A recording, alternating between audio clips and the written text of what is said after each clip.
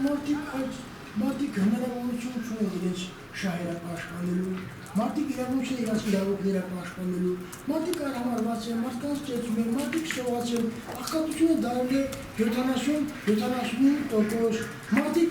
ամենտեղ ծուգանք, 4 կոմը, կարմիր գծեր, մարդկանց մեջ ստիպեցին մարդիկ այս ամենի համար մեղավոր իշխանությունն է, ստեղծած իրավիճակը ծնեց այդ դեպքը, որ այսօր տեղի է ելնում։ Հələ անոնց մասնագիտությունից բացի պետք է մարդ լինի, դու մեկ 4 կոմունայիք ինչ է կատարում, ոչ մեկը ապագա չունեն, աղջիկները չեն կարող ամուսնան տղամարդ չկա Հայաստանում, շատ տղամարդիկ Լուսինիկ է Ռուսաստանում կոպեկ են աշխատում, տղամարդիկ այնտեղ հստերդ են փսակվում, ասիմիլյացիայի ենթարկում ընտանիքը, այդ ամբողջը բերեցնելով ու մարդիկ գնացնես քայլում, ես իրանց ոչ թե պաշտպանում եմ, այլ ես չեմ կարող իրենց դատապարտել, որը ձեզ ասեմ, ես իրանց չեմ պաշտպանում, բայց դատապարտել չեմ կարողանում, դա է ծնել, այս իրավիճակը ծնել այդ իրավիճակը, հետո ամենակարևորը ես ձեզ ասեմ, հանկարծ մեր իշխանությունները չփորձեն շտրումով վերցնեն այդ տղաներին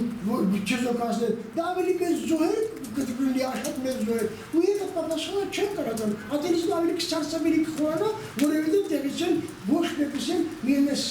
հատուկ համակրանք չունեն դեպի իշխանությունները։ Բայց արդյոք պատեր պահներ, որպեսզի սկսեն այդ գործողությունները, չէ՞ որ հիմա մենք գտնենք պատերազմական իրավիճակում, երկրի ներսում խառնաշփոթ իրավիճակ է ստեղծվում։ Մենք գտնում ենք պատերազմական վիճակում, ձեր օլիգարխներն ու իշխանավորները միլիոններ են ծախսում,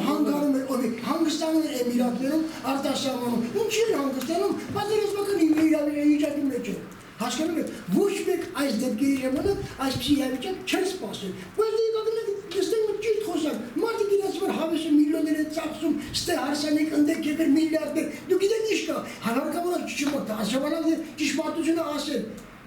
քանի ամիս կռիվ էր գնում, քանի կողմից փող ծախսել են մարդիկ, որ միլիարդներ ունեն, դուք եք մամուլով գնում, այս պաշտոնում 200 միլիոն դոլար գողացավ, նա 50 միլիոն դոլար գողացավ, երբ բերեցին 5 միլիոն 10 միլիոն դոլար փող դրեցին, որ տղաները կարող մարդավայի կռվեն, այդ դա է ձեր իրականությունը, դրա համար այս ամենը ծնեց սա, ես նորից եմ ասում, ես այդ տղաներին չեմ պաշտպանում, բայց ես իրավունք չեմ իրենց դատապարտելու։